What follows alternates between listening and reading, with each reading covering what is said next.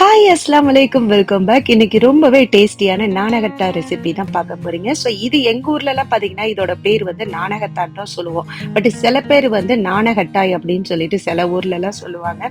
But எங்க ஊர்ல எல்லாம் வந்து நானகத்தான் தான் சொல்லுவோம். அதை எப்படி ரொம்ப ஈஸியா செய்யலாம் அப்படின்னு சொல்லிட்டு உங்கள்கிட்ட சொல்ல போறேன். இதுக்கு வெறும் 3 பொருள் இருந்தா போதும், நம்ம ஈஸியாவே செஞ்சிடலாம். ஸோ அதுக்கு பாத்தீங்கன்னாக்கா நான் வந்து இது வந்து ஒரு கப்னா 250 கிராம். ஸோ இதால வந்து 3 கப் நான் வந்து மைதா மாவு எடுக்கிறேன். 1/4 டீஸ்பூன் பேக்கிங் சோடா சேர்த்துக்கலாம். இப்ப 3 கப் மைதா எடுத்திருக்கோமா, 2 கப் சுகர் எடுக்கிறேன். சுகரை வந்து ஒரு மிக்ஸி ஜார்ல சேர்த்துக்கோங்க. சேர்த்துட்டு நல்லா பவுடர் பண்ணி தான் அதுல சேர்க்கணும்.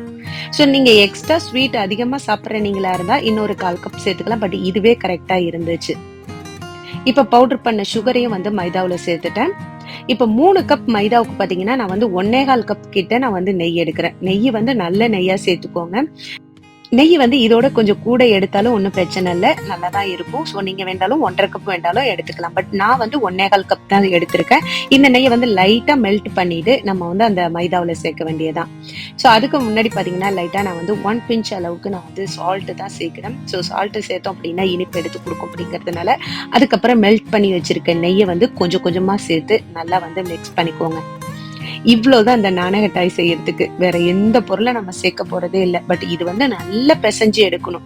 ஸோ நல்லா பிசைஞ்சு எடுத்தாதான் நமக்கு வந்து அந்த பிஸ்கெட் மாதிரி நல்லா சூப்பரா வரும். ஸோ நல்லா பிசைஞ்சுக்கோங்க. இதை நல்லா பிசைஞ்சிட்டு பாத்தீங்கன்னா நம்ம கையால உருண்டை போட்டோம் அப்படின்னாக்கா நல்லா பிடிக்கிறதுக்கு வரணும். ஸோ அந்த அளவுக்கு நல்லா பிசைஞ்சு எடுத்துக்கணும். பிசையறதுல தான் இருக்குது இந்த நானகட்டா எப்படி வரும் அப்படிங்கிறது.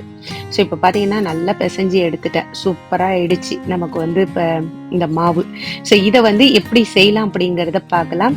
சில பேர்கிட்ட வந்து அச்சுலாம் இருக்காது, அவங்க வந்து கையாலேயே செய்யலாம். பட் நான் வந்து நிறைய அச்சு வாங்கி வச்சிருக்கேன். டிசைனா பார்த்தீங்கன்னாக்கா அச்சு வாங்கி வச்சிருக்கேன். ஸோ இதில் வந்து ஸ்டார்லேயும் வந்து 5, 6 இருக்குது. அதே மாதிரி எல்லா ஷேப்லயுமே பாத்தீங்கன்னா ஒவ்வொரு செட்டு நான் வாங்கி வச்சிருக்கேன். அதனால நான் இன்னைக்கு டிசைனா தான் செய்ய போறேன். ஸோ நம்ம ரெடி பண்ணி வச்சிருக்க அந்த மாவு பாத்தீங்கன்னா ஒரு பெரிய பிளேட்ல எடுத்துக்கோங்க.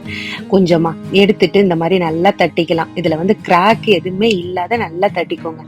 தட்டிட்டு இப்ப என்கிட்ட அச்சு இருக்கிறதுனால நான் வந்து அந்த அச்சு எடுத்து வச்சு கட் பண்றேன். பட் உங்ககிட்ட இல்லை அப்படின்னா ரவுண்டு ஷேப்ல வேற எதுவும் வச்சிருப்பீங்களா மூடி, அதை அப்படியே நீங்க வச்சு கட் பண்ணி எடுக்கலாம்.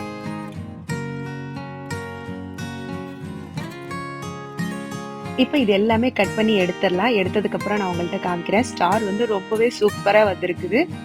பார்க்கும்போதே ரொம்ப அழகா இருக்குது இல்லை. இதை வந்து ஒரு பேக்கிங் ட்ரேல வந்து எடுத்து வச்சுக்கோங்க. அதுக்கும் கீழே வந்து நம்ம பட்டர் பெப்பர் போட்டுக்கலாம். போட்டுட்டு இது ரொம்ப பேக்கிங் டைம் வந்து ரொம்ப கம்மி தான். 5 to 10 மினிட்ஸ் வச்சிங்க அப்படின்னா ரொம்பவே சீக்கிரம் ரெடி ஆகிடும்.